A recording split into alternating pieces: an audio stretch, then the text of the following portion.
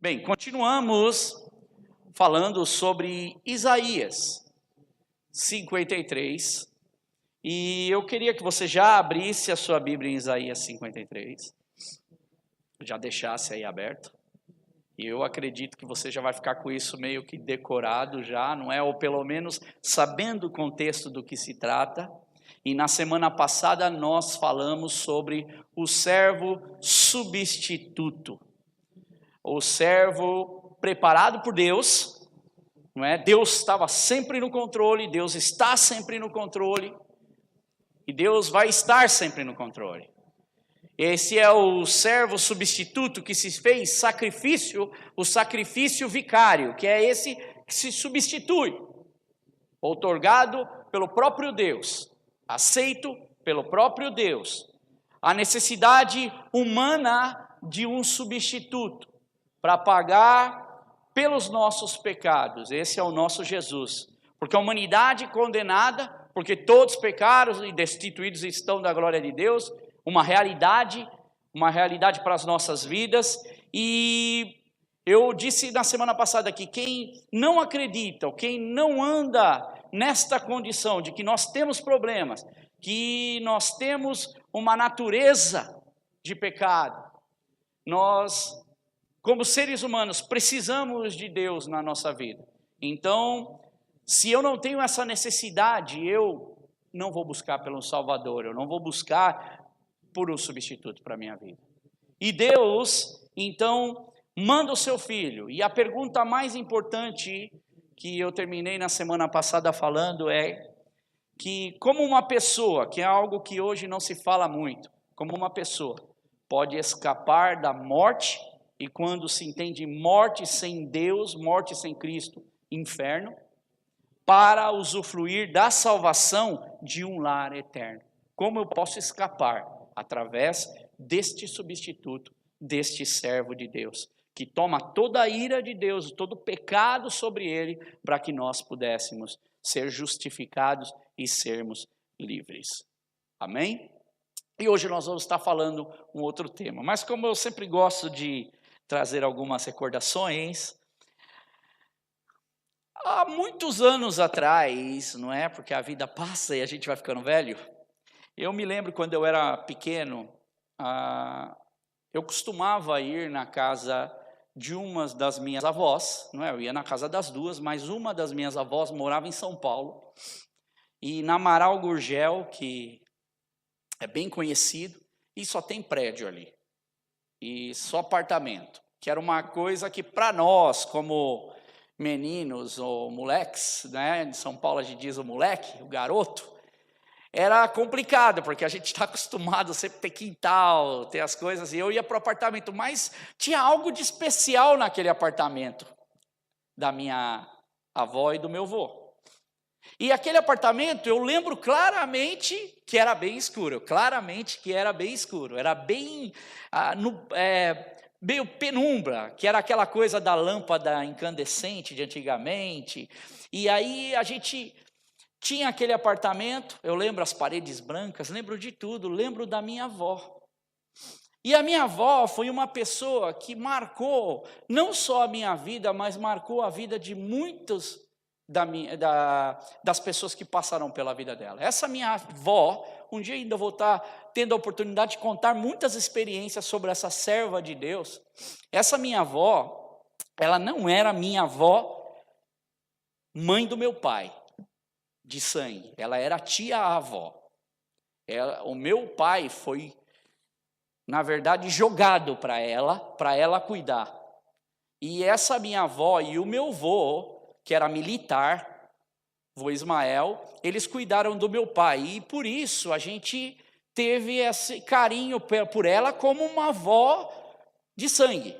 Apesar de ser tia-avó, para mim ela era minha avó. Eu tenho uma referência da mãe do meu pai, é essa. E eu não tenho só uma referência dela pelo fato dela ser uma avó, mas por ser uma referência para mim como uma mulher de Deus. E eu me lembro ali então na Amaral Gurgel, a gente levantava de manhã, gente, claro na minha mente, e me causa emoção e me causa desejos em Deus, vocês vão entender isso mais para frente, que a minha avó, ela tinha um radinho de pilha, e esse radinho de pilha, com aquela antena grande, ele tinha uma capinha de couro, marronzinha, coisa que era muito comum naquela época se ter, os radinhos de pilha. E a minha avó ia então na rádio AM, que tinha FM e AM, ela ia na AM e achava um canal que ela tinha lá, de mensagens evangélicas e canções que sempre passavam todas as manhãs. E a minha avó, então, quando ela já acordava, como meu avô levantava muito cedo, eu já escutava o barulho da minha avó e do meu avô acordando, mas minha avó, ela não levantava da cama, sem ter aquele tempo dela com Deus. E ela, então, ficava ali na cama dela, eu ia até a cama dela, ela falou, meu filho, vem cá, deita aqui comigo, senta aqui comigo. E eu deitava na cama, ela puxava o cobertor, e nós dois ficávamos lá grandes tempos, ouvindo a palavra de Deus. Mas o que me chamava a atenção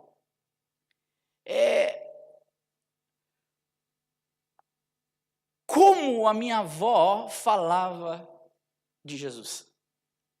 A forma com que ela me explicava sobre o Mestre.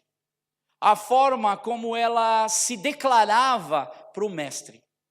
O amor que ela tinha por Deus era algo que eu, sinceramente, eu não conheci. Eu estava falando com a minha mãe, eu não conhecia na minha vida ninguém que tivesse um amor como ela tem. Muitos têm, mas como referência de viver esse amor de Cristo, ela é uma pessoa que me salta aos olhos, me salta ao coração, porque meu avô, ele era turrão, ele era bravo, ele batia no braço assim, ó, militar, né? E tomava só a chamada dele o tempo inteiro. E ela falava assim, ô Ismael, não faz isso assim não com ele não, deixa ele aqui comigo. E a minha avó falava assim para mim, você sabe do que esse homem está falando no rádio? Ele está falando do nosso Salvador. Ele está falando de Jesus. Ele está falando daquele que nos amou. Ele está falando daquilo, olha, da minha respiração. Eu me lembro das palavras da minha avó. O amor que ela tinha, não só por Cristo, mas o amor que ela tinha para outras pessoas. Quantas vidas passaram naquela casa e foram alimentadas? Cantores até que foram famosos na época. Cantores da antiga guarda cristã, que passavam na casa dela, ela alimentava, ela cuidava, ela dava dinheiro, ela ajudava. Um amor por Deus, pelas pessoas, pela obra de Deus. E um ensinamento que eu não esqueço nunca na minha vida. Irmãos, a salvação, ela é algo tão maravilhoso para a nossa vida. É um significado tão lindo quando a gente fala da salvação e que ganha um significado ainda maior e muito mais lindo na boca e no coração e nas atitudes de quem ama o Salvador. Porque falar do Salvador eu escuto muitas pessoas falando, mas falar e viver e amar ao Salvador já não encontro tantas, encontro algumas. E hoje o que eu queria falar é exatamente sobre isso. Ele é o servo salvador. Ele é o servo que nós estamos falando, o servo do Senhor, mas o servo salvador. Falamos do servo substituto, servo puro e reto. Mas este é o que toma o lugar, mas ele nos dá um presente. Ele nos dá o quê? A salvação. E a minha pergunta, aliás, algumas perguntas que você não precisa responder, mas que você responda para você mesmo é: você valoriza o seu Salvador? Você dá valor à salvação? Você também se esforça pelo reino e para que as pessoas tenham também conhecimento desse Salvador? Porque são 3 perguntas interessantes e importantes de mencionar. Porque eu amar ao Salvador, as outras perguntas elas vêm. Eu valorizo a minha salvação porque eu sei que ela é necessária. Eu amo, eu dou valor também à salvação e ao Salvador, mas eu também quero apresentar essa salvação a outras pessoas, fazendo parte desse reino e levando algo que é eterno. Então, em Isaías 53, 11 e 12, primeiramente, nós vamos ler algumas coisas. E depois nós vamos ler o Isaías 52, 15. Então vamos começar com Isaías 53, 11 e 12. Depois do sofrimento de sua alma, ele verá a luz e ficará satisfeito.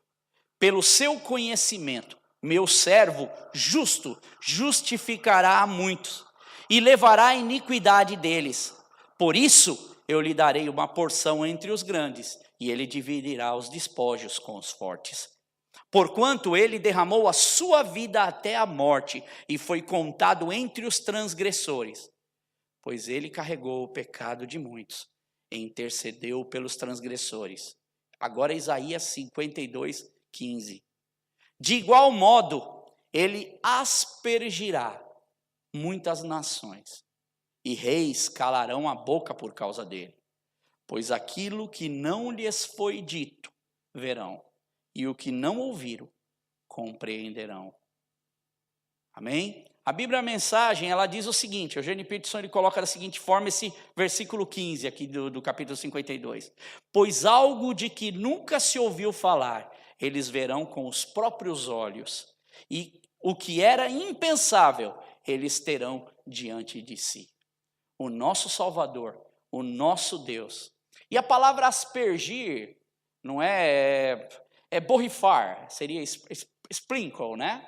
E significa no sentido de pagamento dos meus pecados e purificação. Esse Jesus, ele vem para não só pagar os meus pecados, mas ele vem para me purificar. Ele vem para purificar a minha vida, ele vem para purificar as pessoas do pecado. E isso não é só para a nação de Israel. Se você recorda bem da Bíblia, você vai ver que é Jerusalém, Judéia, Samaria e até o quê? Os confins da terra. E aí nós entramos naquele famoso versículo que a gente bem conhece, que é o primeiro versículo que eu decorei, João 3,16. Porque Deus amou o mundo de tal maneira que deu seu Filho unigênito, para que todo aquele que nele crê não pereça, mas tenha o quê? A vida eterna. Irmãos, esse é um grande aviso para as nossas vidas. E um aviso do que? De boas novas, aviso de ótima notícia para nós, good news, ao qual nós devemos prestar muita atenção. E uma das coisas que eu tenho visto e ouvido e conversado com pessoas que são cristãs, pessoas, porque falarmos de quem não é cristão, às vezes não tem o conhecimento e precisamos levar boas novas. Agora, quando a notícia cai no ouvido de um cristão, quando essa pessoa segue a Jesus Cristo, isso é imprescindível que a gente dê valor para isso que a gente tem. Por isso a minha pergunta, você dá valor ao Salvador? Você dá valor pela sua salvação? E você se importa para levar esse algo, essa boa notícia que é importante para as outras pessoas? Uma pergunta, quantos aqui têm medo de avião? Alguém? A Aninha já gritou. Alguém aqui tem medo de avião, de voar? Você tem, Johnny? Eu tinha, depois perdi.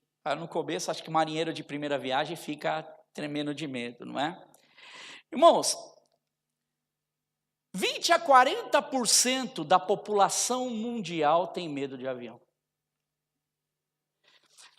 Segundo as estatísticas, 2% dos passageiros de uma aeronave não tem medo. Eles estão seguros. 2%. O restante está todo com medo.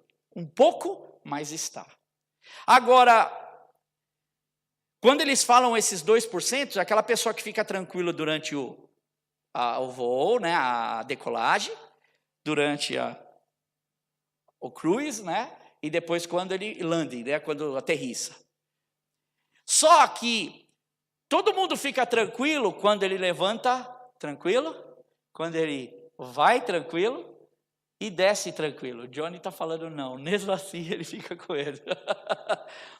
Mas a grande realidade é que se tiver no meio desse voo turbulência, Qualquer pessoa fica com medo, dependendo da turbulência. Eu me lembro uma turbulência que eu peguei, se eu não me engano, foi da Grécia, uma vez que eu fui para a Grécia com meus filhos, de darmos as mãos e no final a gente olhar para a mão assim, e aí é que você vê que você passou medo. A mão está molhada de suado, de nervoso, porque aquilo deixa a gente passando mal, e você só escuta, é interessante que quando você vê a turbulência, você só escuta assim, ó, ui, ai, ui, quando você pega a turbulência, dependendo daquela que cai muito. Agora, quando você vai para viajar de avião, a tripulação, ou os atendentes do avião, eles fazem algo muito importante no começo da viagem. Eles pegam, colocam, dependendo do tamanho do avião, para nós que viajamos aqui dentro, talvez para viagens mais internas, geralmente ficam duas dessas pessoas. Uma fica na frente, ok? E uma pessoa fica no meio, próximas às portas do quê? De emergência, as saídas de emergência. E estas pessoas começam a fazer gestos engraçados. Algumas pessoas até dão risada. Mas eu vou ler para vocês hoje, fora do voo, fora da tensão do voo, o que geralmente é falado nestas viagens. Então é assim, se posicionam, né? E depende do tamanho do avião, e aí começa a dar os avisos sobre procedimentos em caso de problemas com o avião. Tá? Aquilo que é dado é para segurança e vai ser usado em caso de queda ou problema com o avião. Ok? Os avisos são os seguintes: senhores passageiros, bem-vindos a bordo. Antes de iniciarmos a nossa viagem, pedimos a sua atenção para assuntos muito importantes de sua segurança que estão nesta aeronave. Acomode sua bagagem de mão no compartimento acima da sua poltrona ou embaixo do seu assento. Fácil, isso a gente nem precisa ouvir, já faz. Retorne o encosto da sua poltrona para a posição vertical. Mantenha as janelas abertas, não é aquilo que fecha, né?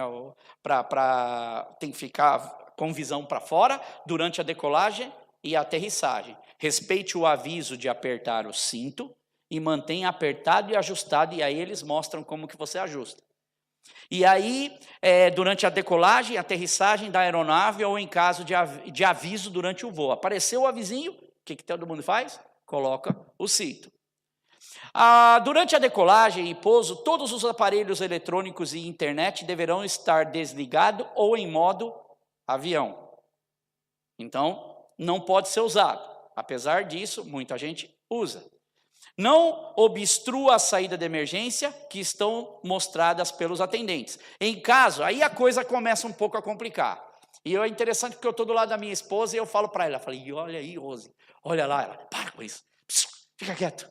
Porque essa realidade ninguém quer ouvir, essa parte todo mundo nunca pensa que vai acontecer.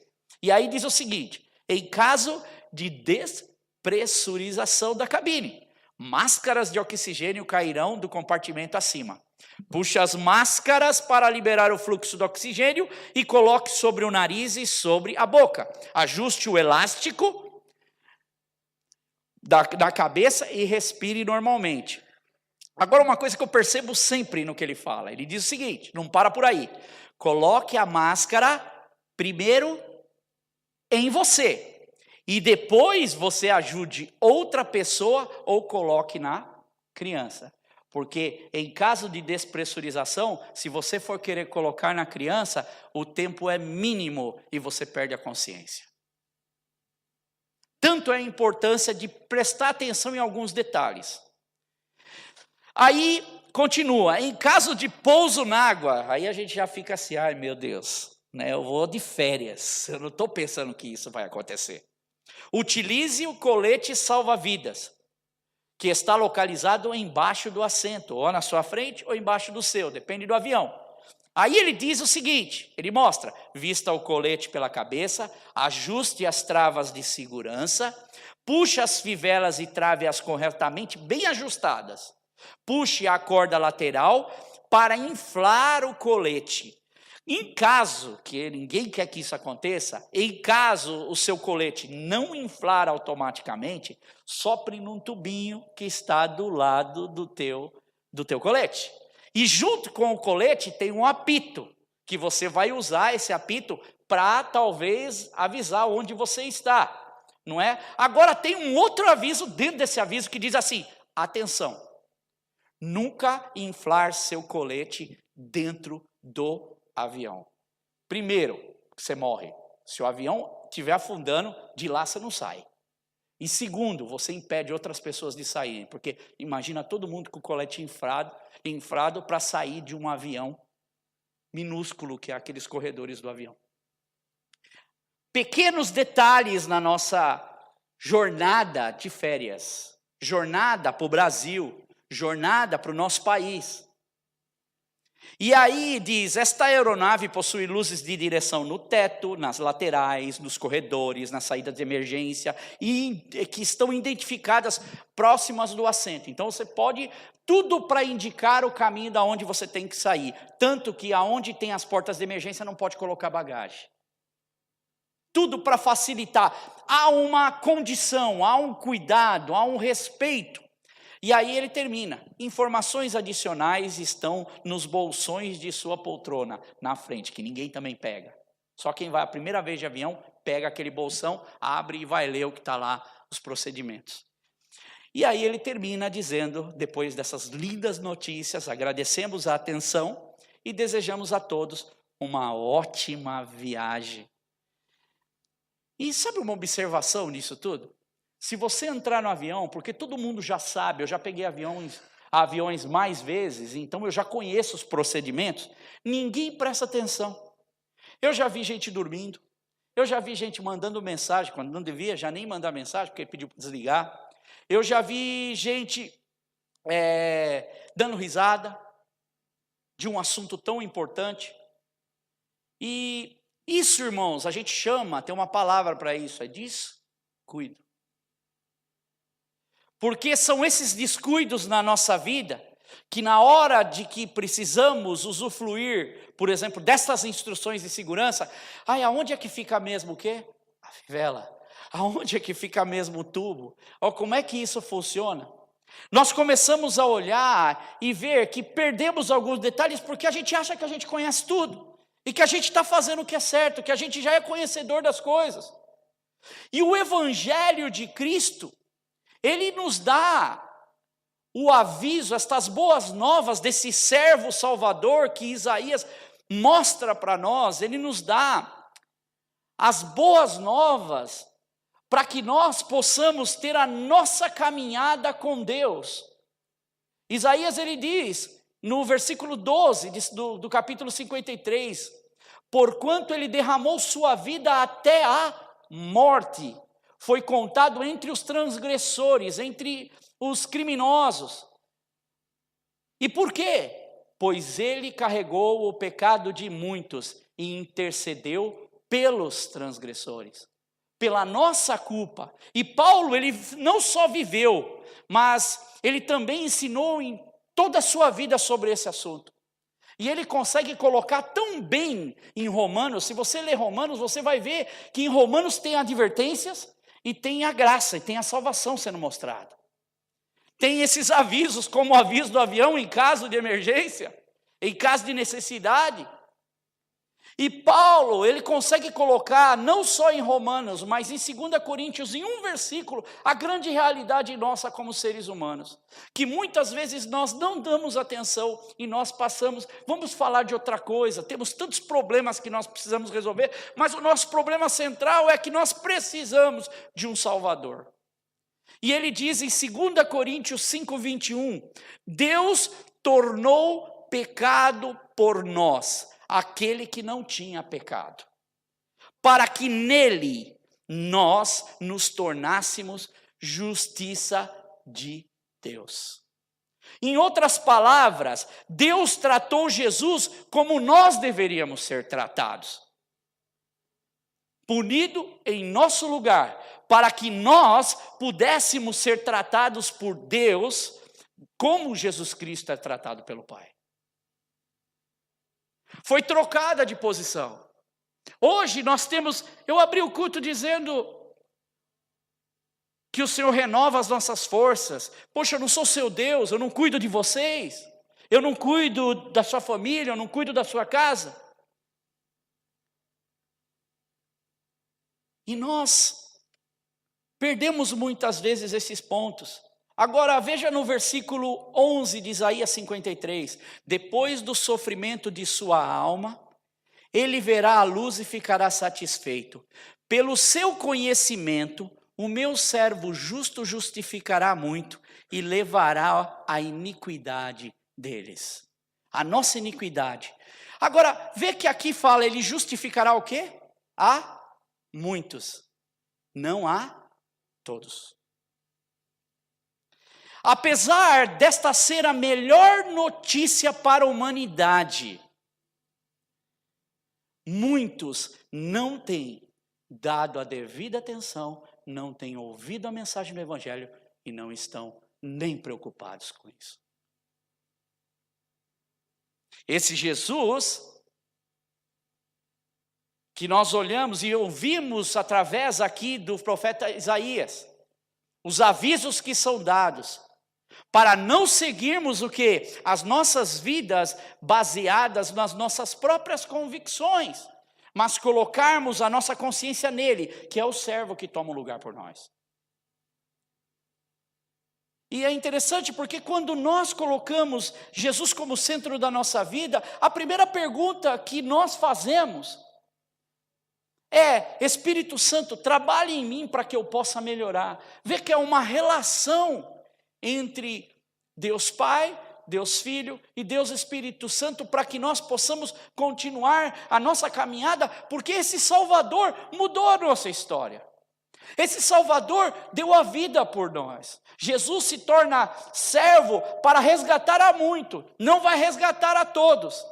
E interessante, porque a gente estava estudando no grupo familiar, no estudo bíblico, que é muito legal, e é interessante porque lá a gente conversa, a gente pode falar. Estava estudando sobre Lucas 11, e algo me chamou muito a atenção em Lucas 11, porque a gente costuma falar que Jesus ele sofreu perseguição aonde? Na cruz. A gente fala, Jesus ali foi judiado mesmo. Ele sofreu naquele momento da cruz. Mas a jornada de Jesus já era uma jornada de sofrimento. Ele entregava boas notícias, ele entregava a notícia de salvação. E ele era perseguido por fariseus, era perseguido pelas pessoas que queriam achar alguma culpa em Jesus. E é interessante que não só na época de Jesus, essas pessoas nem davam valor para o que Jesus, muitos não davam valor para o que Jesus falava, por causa da sua religiosidade. Mas como também hoje, muitas pessoas não dão valor para aquilo que nós temos a oportunidade de ouvir e de falar. E eu vou só mostrar para você, em Lucas 11, Jesus usa 3 exemplos. Eu vou falar de 2 deles. O primeiro exemplo que Jesus usa é quando lhe pedem um sinal. Eles chegam assim, acusaram Jesus de que ele expulsava demônio por Belzebu, e aí Jesus vai falando com cada um, vai dando resposta, e tem um que diz assim: outros o punham à prova pedindo-lhe um sinal, mais sinal, de tantos sinais, de tantas boas novas que Jesus trouxe. E Jesus dá 3 respostas importantíssimas nesse capítulo. A primeira resposta, ele diz que ele não daria nenhum sinal a não ser o sinal de Jonas. Pois assim como Jonas foi um sinal para os ninivitas, o Filho do Homem também será um sinal para essa geração. Está em Lucas 11. Eu fico imaginando a fisionomia de Jonas saindo de uma baleia, não devia ser nada bonito, né? Agora, o que mais me chama a atenção é que Jonas ele vai exatamente para um povo ruim, um povo de um reinado assassino. Eu tive com meu irmão uns dias, nós fomos no British Museum, teve uma exposição de Assurbanipal. Assurbanipal, ele era neto de Senaqueribe. E lá mostra tudo sobre eles, e foi muito bonito ver, porque eles fizeram eu até falava outro dia aqui na igreja, eles fizeram tipo com o projetor em cima das pedras originais, mostrando que cada daqueles desenhos conta. Por exemplo, conquistas, guerras. E uma das coisas que eles eram muito conhecidos é sobre o empalamento. Eles matavam as pessoas por empalamento. Era um povo duro, um povo difícil. O próprio Jonas não queria ir lá levar. Mas você sabe o que acontece em Jonas, no livro de Jonas? Quando Jonas ele entra na cidade ao percorrer um dia, presta atenção. Ele disse o seguinte: daqui 40 dias essa cidade de Nínive vai ser destruída. Aí os ninivitas, eles poderiam ter tomado qualquer tipo de reação, mas eles fazem o seguinte: eles proclamam um jejum, eles creem em Deus, eles todos, desde o maior ao menor, vestiram de pano de saco, e quando a notícia chegou a esse rei, que são tudo rei ruim, o rei então se levantou do trono, tirou o manto real dele, vestiu de pano de saco, se sentou sobre cinza, e ele não parou por aí, ele também fez uma proclamação para toda a Nínive. Por decreto do rei e de seus nobres, ele falou: não é permitido a nenhum homem, nem animal, nem bois, nem ovelhas, nem provar, nem coisa alguma. Eles não deveriam comer nada. Não comam e nem bebam. Cubram-se de panos de saco, homens e animais, todos clamem ao Senhor com todas as suas forças. Jesus está respondendo isso para pessoas que conheciam bem a história de Jonas. Deixem, isso é o rei falando, deixem todos os seus maus caminhos de violência. Um reinado violento. Talvez, o rei diz, Deus se arrependa e abandone a sua ira e nós não sejamos destruídos. E em Jonas 3,10, Deus ouviu o que eles fizeram, como abandonaram os seus caminhos, e então Deus se arrependeu e não destruiu, como Deus tinha ameaçado. Imagina, Jonas anda praticamente 500 a 600 quilômetros para chegar em Nínive, depois de ser regurgitado pela baleia. Nínive, que é um povo gentil, se arrepende. E o próprio povo de Jesus não dá a mínima para o que ele está falando. A própria religiosidade, ou o povo que se dizia o povo de Deus, não dá a mínima. E ele dá outro exemplo, ele dá o exemplo da rainha de Sabá, da Etiópia, que ela vai até onde? Ela vai até o templo de Salomão em Jerusalém. Que é a segunda ilustração que Jesus dá. Eu não vou dar milagre, mas eu vou dar algumas ilustrações para vocês verem. Jesus dizendo para eles. E a rainha de Sabá, ela soube da fama de Salomão, como ele tinha alcançado a graça do Senhor, e ela foi até Jerusalém para colocar o rei à prova. Quando ela começa a colocar o rei à prova, acompanhada da caravana dela, ela levou presentes, não é? Cheio de camelos, ela vai até então Jerusalém. Aí a rainha foi até Salomão e lhe fez todas as perguntas que ela tinha em mente, para tentar pegar ele em alguma coisa. Parece que você vê a história de Jesus, os homens tentando pegar Jesus, mas a sabedoria de Jesus é algo tão lindo, que ele consegue dar exemplos e mostrar saídas maravilhosas. E aí ela diz o seguinte, a rainha de Sabá, quando ela vai até Salomão, Salomão responde todas as perguntas, nenhuma foi tão difícil que não pudesse responder. E ela, vendo a sabedoria de Salomão, bem como o palácio que ele tinha construído, como eram servidos os seus serviçais na mesa, os oficiais, os criados, copeiros, todos eram uniformizados. E os holocaustos que ele fazia no templo do Senhor. A rainha de Sabá fica o quê? Impressionada. E aí ela disse, tudo que eu ouvi falar em meu país acerca das tuas realizações, ó rei Salomão, e de tua sabedoria era verdade. Mas eu não acreditava no que diziam, até ver com os meus próprios olhos. Na realidade, não me contaram nem a metade.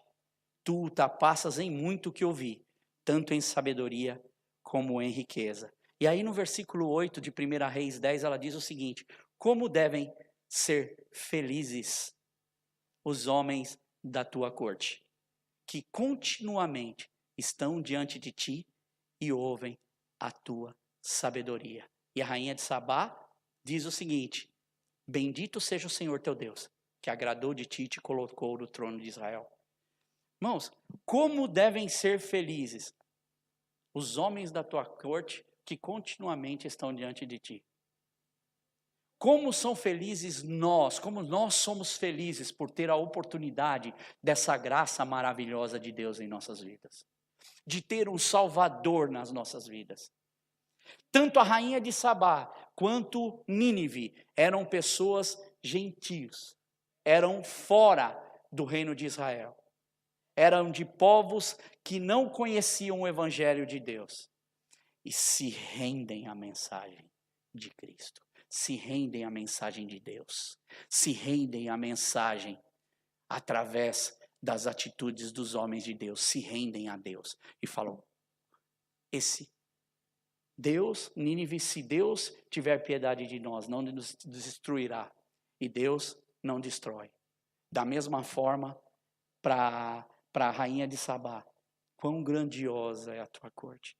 Irmãos, quão grandioso para nós é saber que Jesus, nesse momento que ele está falando aqui para os fariseus, ele desceu do céu, ele pisou na terra e veio trazer, aqui não é Jonas levando a mensagem para Nínive, e aqui também não é nem Salomão mostrando a grandeza do reino, mas aqui é o próprio Jesus Cristo, pisando na terra, e os homens procuravam matá-lo. A salvação estava diante deles, assim como a salvação está diante de nós todos os dias. O que nós temos feito com a salvação que Deus nos dá? O que nós temos feito pela salvação que Deus nos dá? Qual tem sido as nossas atitudes? E em Lucas 11:32 ele termina dizendo, e agora está aqui quem é maior do que Jonas. Irmãos, hoje nós temos a oportunidade nas nossas vidas de ter o que é maior do que qualquer coisa nesse mundo. Jesus. Jesus Cristo. E eu fiz alguns funerais. Aqui em Londres eu não fiz funeral e espero não fazer funeral. Mas em Portugal eu fiz alguns funerais. E alguns dos funerais que eu fiz foram de homens de Deus, mulheres de Deus que serviram a Deus. Outros foram por causa da família. E eu já fui em muitos funerais em que é feito exatamente porque a família fala, não, eu vou levar para a igreja, eu vou colocar ali um morto, não é? E vamos fazer lá a missa, vamos fazer. E é interessante porque na hora que está sendo feito o velório, fala tanta coisa bonita, né? Às vezes a pessoa não fez nada de bonito. A pessoa nunca nem foi na igreja católica, ou não foi nunca quis nem saber disso, mas vai por quê? Porque na hora da morte, assusta. Na hora da morte, vamos pintar bonitinho. Na hora da morte, vamos mostrar que, poxa, era uma boa pessoa. O anjo, o céu ganha mais um anjo, não vira anjo primeiro.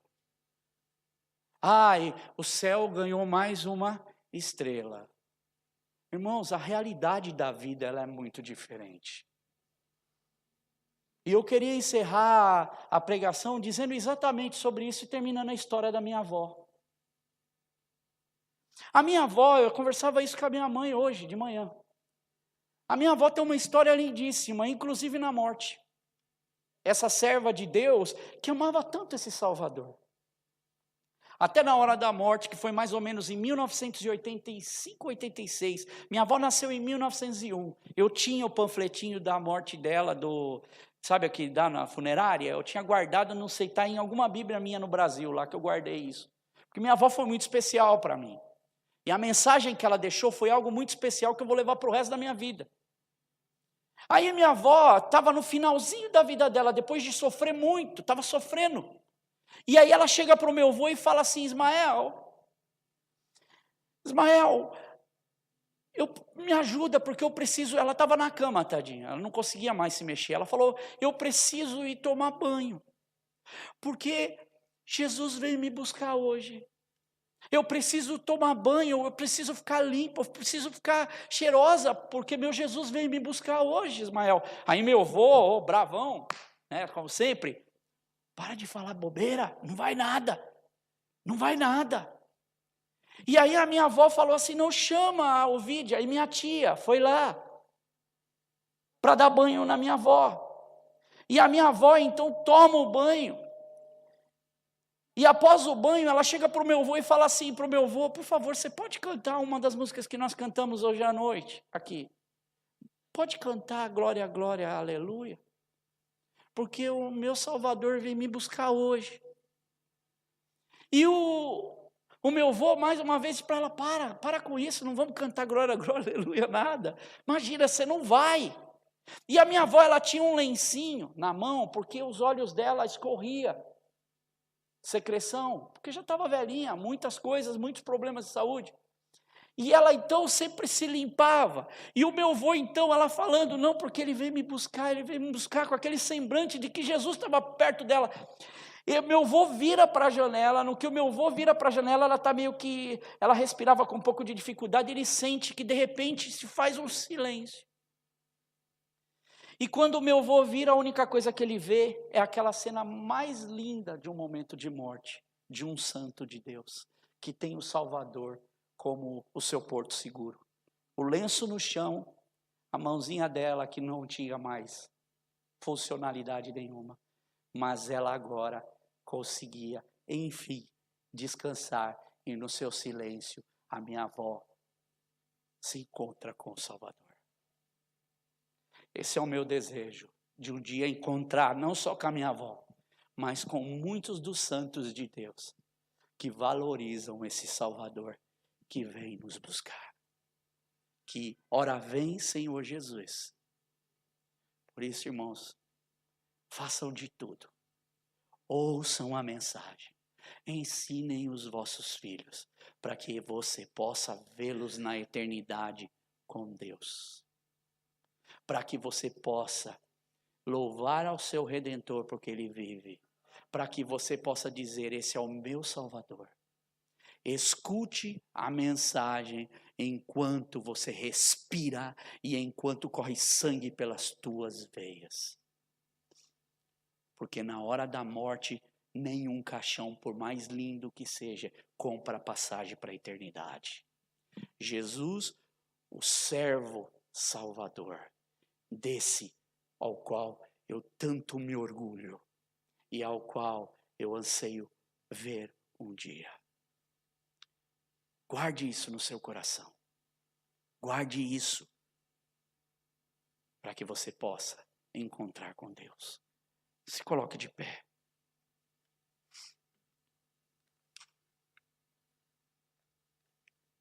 Senhor, quão sério, Deus, é quando nós falamos de boas novas e quando nós falamos de Cristo. Quão sério, Deus, é quando nós apresentamos a oportunidade eterna e a salvação que é dada por nós, através do sacrifício do nosso Redentor. Deus, que nós possamos ouvir esta palavra e que o Teu Espírito, Senhor, nos incomode de tal forma, Deus, para que nós venhamos a nos posicionar e tomarmos atitude, Deus.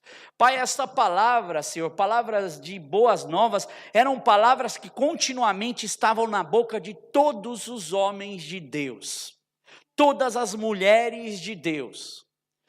Pedro, Paulo, Barnabé, Tito, Timóteo, Senhor. Áquila, Priscila, Senhor, Apolo, Senhor, tantos homens de Deus que nós vemos, Senhor, na palavra. Pregando estas boas novas, e era Jesus Cristo morreu por nós e ressuscitou ao terceiro dia. E esta é a nossa salvação, é a palavra que nos dá vida. É a importância e o significado da vida eterna com Deus. E Senhor, quantas pessoas, Deus, Pai, não valorizam isso, mesmo dentro, Senhor, da própria igreja, Deus. Pai, eu sei que nós gravamos estes cultos e esses cultos, algumas pessoas assistem. E que esta palavra, Senhor, sirva, Senhor, para impactar a vida, Senhor, de alguma pessoa, Senhor. Seja uma pessoa, Deus. para que ela realmente se posicione na vida e viva para o Salvador. Se prepare para o Salvador. Viva a sua vida para o Salvador. Curta a sua família para o Salvador. Trabalhe no seu emprego para o Salvador. Como se Jesus Cristo estivesse em nós e o Espírito Santo está. Por isso eu te peço, Deus, que nós possamos entender a grande oportunidade que nós temos, não só como igreja, mas como indivíduos em Cristo. Pai, eu agradeço, Senhor, por Isaías 53, porque nos abre, Senhor, a mente e o coração.